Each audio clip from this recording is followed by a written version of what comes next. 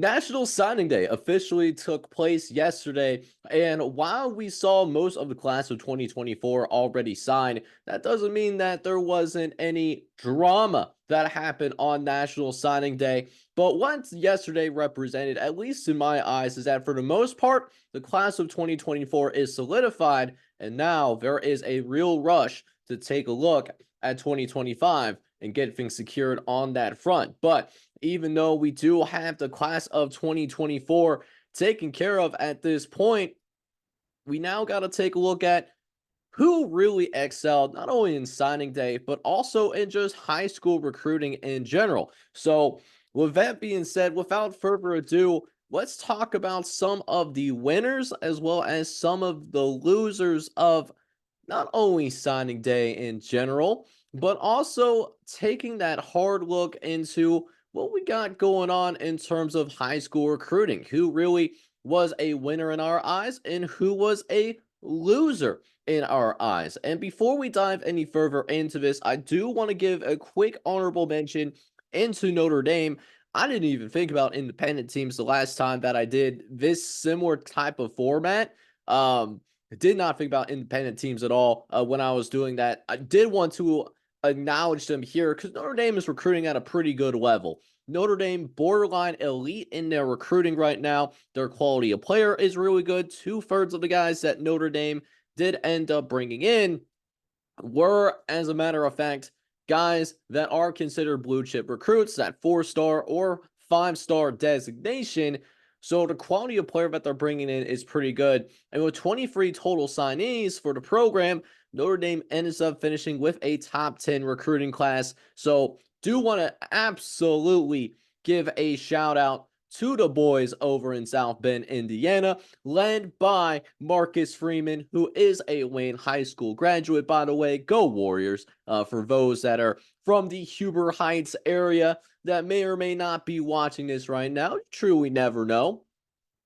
But yeah, with that being said, let's go ahead and jump into it. And let's go ahead and start with, I guess we'll keep it in the ACC. Notre Dame not an ACC team in the sense of football, but they are ACC in every other sport. So let's go ahead and take a look at the ACC first. I want to hit every Power Four conference as well as touch up on that group of five. So let's start with the ACC. My biggest winner for this one is the Miami Hurricanes. The Miami Hurricanes, they are a program that is on the way up. In my opinion, Miami did end up finishing with a top 5 recruiting class. They recruited at least as of right now, they're recruiting at number 4 in the country in terms of their top recruits, right? So Miami right there in recruiting at an elite level. And one of the, in my opinion, the requisites for also being able to recruit at an elite level is if you're a program that is having those expectations of recruiting at an elite level, you got to win your home state. In Miami, I think Miami is, in fact, the winner of that home state right now. There was a couple of other teams that certainly did challenge Miami for that title. You know, Florida did end up getting 5 4-stars or better from the state of Florida. Florida State got 6 of them. But out of the grand total of 42 guys that ended up signing from the state of Florida that was considered a blue chip recruit, the Miami Hurricanes had the most blue chip prospects out of the state of Florida with 8 total blue chip guys. And that does also include 3 of those guys being in the top 11. They signed Joshua Trader, a wide receiver from Hollywood, Florida, and his teammate Saquon Patterson that plays safety. Not to mention they grabbed Armando Blount, a very high 4-star, borderline 5-star player from Miami Central. And he's a Miami, Florida kid, so he's staying with his hometown as well. Great recruiting cycle for the Miami Hurricanes. Now, we saw Miami in a bowl game. They lose their bowl game to Rutgers, but when you're talking to Mario Cristobal, he talked about this leading up to last season. Anything that he could get with 2024 in terms of, being in that mix for an ACC championship and possibly a college football playoff, that would have been house money for Miami Hurricanes. They were really building up towards 2025. Some of those recruiting classes that the Miami Hurricanes were able to put together, Miami is starting to see some of those recruiting classes really start to maturate. Just last year, Miami had a top 10 recruiting class in 2023. They ended up with the number 8 overall class, top 7 in the portal. Even in 2022, they were a top 15 program. They finished 13th overall, number 12 in the transfer portal, too. So Miami has been one of those teams that's been really recruiting at that elite level as of right now. And I just think Miami is really moving in a positive direction under Mario Cristobal. This is a program that will certainly compete for an ACC championship. Will it be enough to surpass Florida State? I don't know. I certainly don't know. Mike Norvell is going to have that Florida State team absolutely pissed off after what happened with the college football playoff situation. We'll see what happens, man, with the Miami Hurricanes, but I love what they did on signing day. I think Miami, that might be a team to buy for 2024. Certainly, that's not a hot take if you listen to general sports media. But what I will say is going to be a little bit of a hot take, though, is who I personally have as my biggest loser in terms of what we got going on with, okay, who's my biggest loser in the ACC? And I think this is going to surprise some people, but I need you guys to also hear me out here a little bit. I think Clemson is the biggest loser if you're looking at the ACC conference. I'm going to pause for dramatic effect. Now, hear me out, okay? I need you guys to go ahead and hear me out before you go ahead, click off this video, or, pound away in the comment section, right? Clemson did recruit a number 11 class in this year's recruiting class. So it's not even that Clemson is recruiting at a poor level. They're recruiting at a very good level. Matter of fact, it's not that elite level that kind of concerns me. And we talked about Miami. One of the things that I think really needs to happen if you want to be considered an elite recruiting team, if you want to have that elite recruiting class, first and foremost, you got to be able to win your home state. And for Clemson this year, that simply did not happen. Now, South Carolina doesn't have the most talent in terms of looking at the U.S. They only had 7 blue chip players, according to 247 Sports. But not only did they lose to South Carolina, who is practically right down the street, South Carolina whipped them pretty badly. South Carolina signs 4 of the top 7 players out of the state of South Carolina. Matter of fact, before I got to the top Clemson signee from the state of South Carolina, I had to put it on a sticky note because this was actually more teams than I anticipated. These are just group of 5 teams, okay? Eastern Carolina signed 2 players above the top signee from the state of South Carolina that ended up going to Clemson. 2, one of them being Yannick Smith, who was a 4-star from Summerville, South Carolina. He's an ECU Pirate. Coastal Carolina got one. An FCS school got one. They got Joshua Williams, who was number 16 ranked in the state of South Carolina. Memphis, Georgia State. And how about this one for a plot twist? Northern Illinois.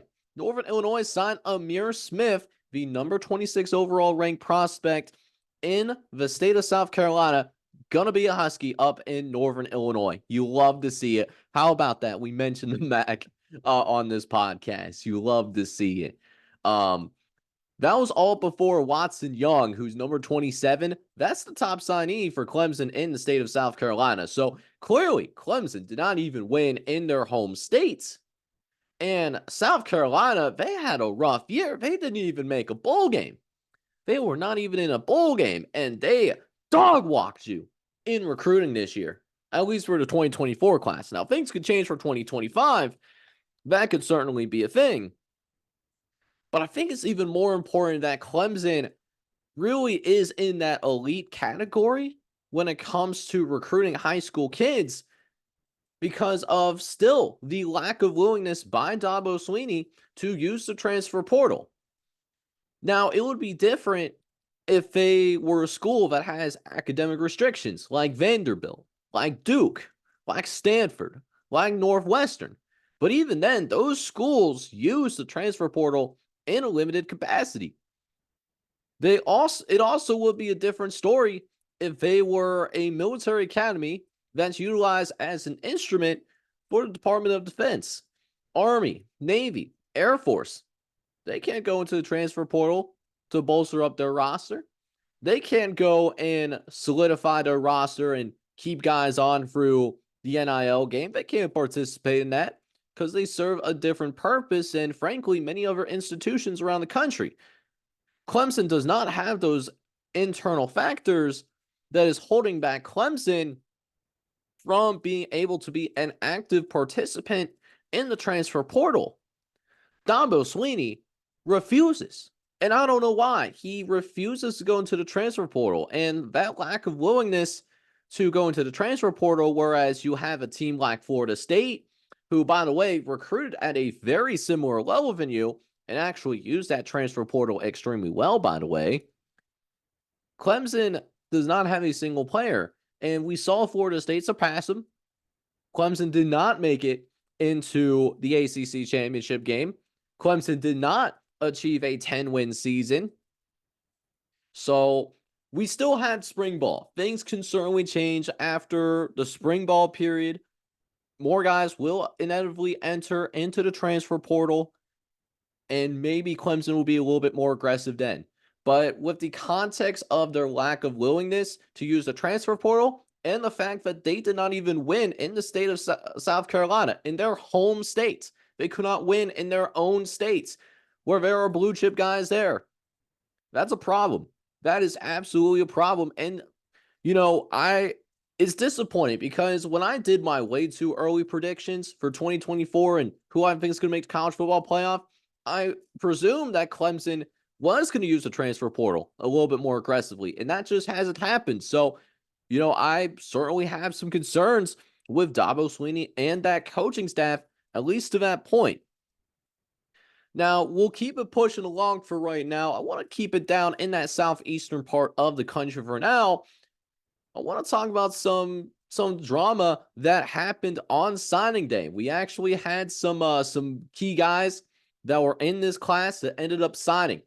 The last person that was in the top 250 that still has not made his decision, or at least wasn't officially committed to a school, was Ashton Bethel-Roman. Ashton Bethel-Roman was a 4-star player. He was in actually like a mid 4-star player. He was committed to Arkansas. So he was committed to Arkansas, but then just a week ago to the day that I'm recording this, he decommits. So he opens up his recruiting, and Texas A&M, they swoop in, they flip this recruit. So Texas A&M, I have a winner on signing day and in high school recruiting as well. They get Ashton Bethel-Roman, and they're also able to retain the 5-star Terry Boosie. There was some rumblings about possibly LSU sneaking in and grabbing him at the 11th hour. No, Texas A&M held firm, and even though they have a brand new coach in there, I think Texas A&M is off to a good start. I like what I see from the Mike Elko era. Now, Texas A&M did not finish with an elite recruiting class. They did finish with the number 19 overall recruiting class when it comes to high school players. They did only sign 17 guys, though. 16 of them did end up being blue chip players. So I'm really curious to see what Mike Elko can do, because Mike Elko can prove that he can develop players. This is dating back to his time when he was the head coach at Duke. But now he has far more resources than what he could have dreamed of at Duke. I'm really curious to see what Mike Elko does both on the field and in recruiting, both recruiting in high school kids and also recruiting in the transfer portal as well. But I really like the direction of Texas A&M right now, even though they did only finish as the number 19 overall class. Being able to flip a high 4-star player certainly helps in that assessment as well. Yeah, future I think, is bright at Texas A&M. I think they might have their guy in Mike Elko. And if you have the right guy with Texas A&M, that is a place that has all the resources required to bring home a national championship. There is nothing internally or externally, I should say, that is keeping Texas A&M from winning a national championship. It has always been internally that has stopped Texas A&M from being a serious national contender year in and year out. That might be gone, and if that's gone, watch out for Texas A&M. They could be a little bit of dark horse to win a national championship. Really like the recruiting overall by Texas A&M. Now, on the flip side, however, we gotta have a serious conversation about Arkansas. Arkansas, we saw that flip. They had Ashton Bethel Roman. They had him. And week until signing day, they lose him, and they can't convince him to come to Arkansas. Yeah, absolutely hate to see it for the Arkansas Razorbacks. And listen, it's not even that Arkansas signed a terrible class. Arkansas signed the 31st ranked recruiting class in college football for the class of 2024. Now, you hear that, and on the surface, that doesn't sound terrible. 31st out of what, 134 SBS teams that we're talking about? Arkansas is in that top 25 percentile when it comes to recruiting in 2024. Yeah, it sounds fine. It sounds pretty good when you put it under that lens. However, guys, hang on now. However, Arkansas is in the same conference as 14 of the top 30 recruiting classes in college football. The SEC this year had 14 recruiting classes in the top 30. That is almost more than every single conference combined. Combined, guys. And Arkansas, even though they might have recruited just fine in terms of maybe just looking at a 1 through 134, Arkansas brought in the second to worst recruiting class in the entire conference. And Vanderbilt, you take a look on 247 Sports, Vanderbilt, honestly, was not that far behind. And Vanderbilt is Vanderbilt. Little engine that could. We're not going to dunk on Vanderbilt too much. But that really dives into really the gravity of the situation at Arkansas right now, right? In Arkansas, it was a disaster. It was a complete disaster for the Arkansas Razorbacks. They ended up going 4-8. That also includes a 1-7 conference record in the SEC. They have losses to BYU, by the way. BYU, they had their own set of struggles. Their only wins were Florida, who also didn't make a bowl game, Kent State, who I think we can establish worst team in America at Division the FBS level, Florida International, that's a Conference USA team, and then Western Carolina, who's in the FCS. So when you look at Arkansas's wins, they didn't even beat anybody that went to a bowl game last year. So Sam Pittman, I'm not going to lie to you guys, Sam Pittman, he might be in a little bit of trouble here. This schedule for Arkansas, it might not be that easy of a schedule. Sure, they're going to have an easier start. Got Arkansas Pine Bluff, UAB. So that's 2 should be chalk wins, but then after that, and I'm just talking about teams that are ranked in the top 25. Oklahoma State, they got to play them on the road. Tennessee, LSU, Ole Miss, Texas, Missouri on the road as well. This is not going to be an easy road. And if Sam Pittman can't get to a bowl game yet again, and they're recruiting this low again, baby, it's going to be some tough conversations up in Fayetteville, Arkansas. I'm going to tell you that. I will tell you that. Now, we'll go ahead and keep it up in the East Coast, but we'll go over to the northeastern part of the country. Well, sort of northeastern part of the country. How about Penn State? Penn State, sneakily a pretty good winner this year. Penn State, they're able to secure a top 3 recruiting class. They surpassed Michigan, and Penn State, they're chugging along. They're building up a solid program, and Penn State is going to be one of the biggest benefactors in terms of recruiting moving forward and also going to the college football playoff. They also made a late push. They also, on signing day, got the commitment of Deshaun Burnett. He's a 2025 guy, so we might hear a little bit more about him next year, but got him out of Pittsburgh. Pittsburgh kid. Pittsburgh was on the radar, and listen, they plucked the hometown kid out of Pittsburgh. It's gonna come and play in Happy Valley instead. So you love that. Good ad. Could be a kid that could be a rotational player in the near future for Penn State once he does get on campus a couple of years from now. Penn State is going to be fine. Penn State is going to absolutely be perfectly fine. So I have them as my biggest winner. I didn't want to go with Oregon and Ohio State because that feels a little bit cop-out-ish. I kind of want to go in a different direction in that regard. But I'll tell you a team that has really struggled, guys, in the Big Ten. Biggest loser in the Big Ten when it comes to high school recruiting, UCLA. We got to talk about what's going on with UCLA, man. What's going on over there? Did you know in high school recruiting, UCLA has the 87th best recruiting class in college football? 87th. I'm sorry. There is no excuse to be recruiting that bad when you are out in California, arguably one of the deepest pools of talent in high school football. It's really a 1A, 1B / 1C. I mean, we talk about that top tier, California, Texas, and Florida. That's like the top three. And California is certainly one of them. They might not be your top. It don't matter if you have your first, second, or third. It doesn't change that California, the state that UCLA is in, has a very deep pool of talent. And you come out and only sign the 87th best recruiting class in college football? What are we doing, boys? What are we actually doing right now, man? That is crazy. They only sign, I believe, they signed one blue chip guy, Quanzai Gilmer, a wide receiver from Sierra Canyon. He's 32nd in the state of California, by the way. They didn't win their state, by the way. Ramsacked. Absolutely ramsacked.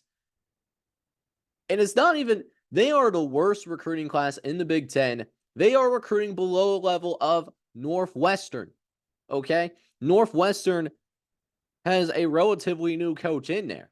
Coach that's going to finally have his first offseason. Indiana, who definitely has a brand new coach. Illinois didn't make it to a bowl game either. Michigan State, who's been a dumpster fire. They just fired Mel Tucker. Their new coach, coming from Oregon State, going to be in his first year there. It's a problem. And I was a defender of Chip Kelly after they won the bowl game because I truly did think that, hey, we need to really cool it on this Chip Kelly being fired talk. Because I think if he decides to stay long term, they have the right guy. I can see why some of you have an issue with Chip Kelly now. That's embarrassing. That is absolutely embarrassing. And they're going to be in for a rude awakening. I'll tell you that much when they come over to the Big Ten. I can promise you that. But now let's go into the last power conference that is still standing in the Big 12. Biggest winner for me in the Big 12 has to be Texas Tech. And listen, Texas Tech, this might set them up beautifully well. In Texas Tech, they brought in arguably they signed 21 guys. So they signed plenty of players.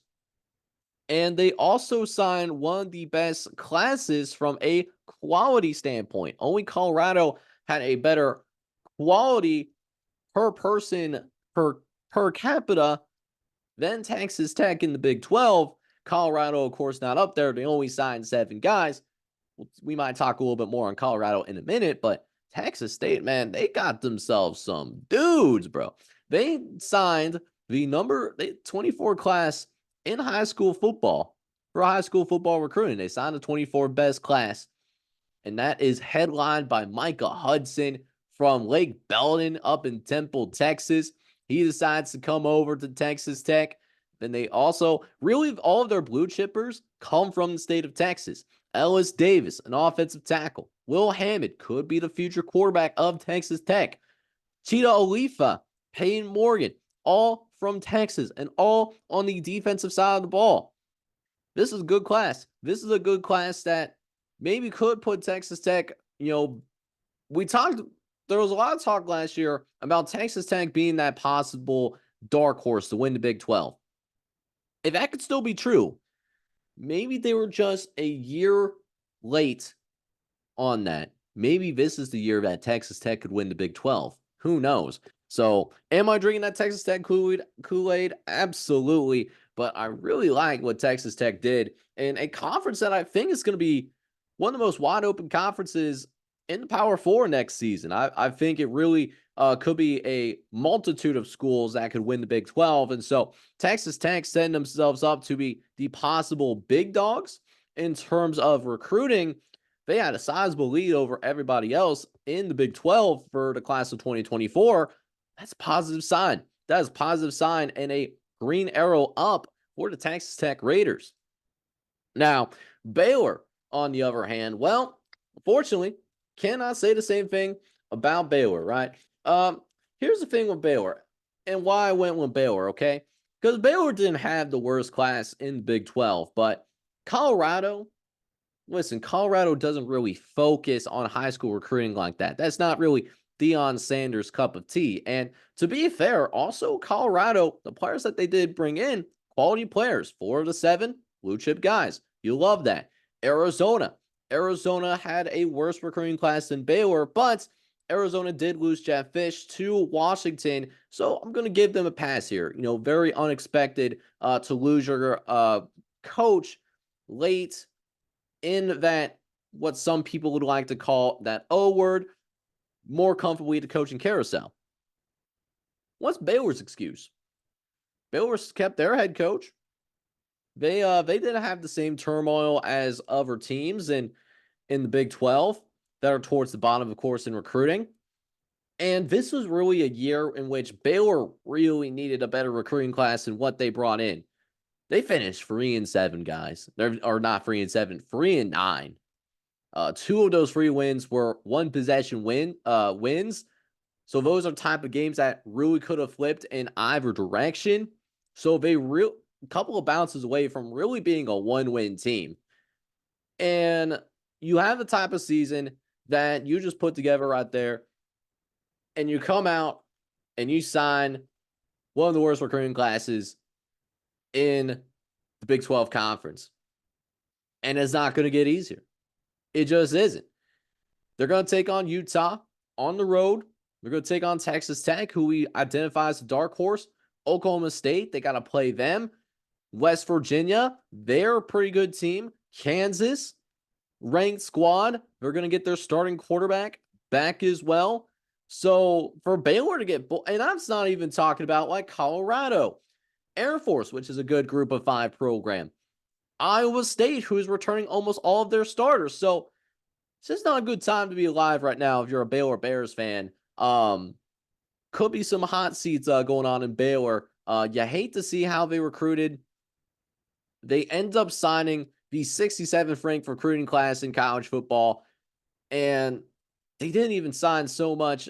They signed one blue chip guy, and that's really it. One guy that maybe could have an impact, but looking at the guys that are that have signed a letter of intent, really digging deeper into this class, no one that really impressed me, to be honest.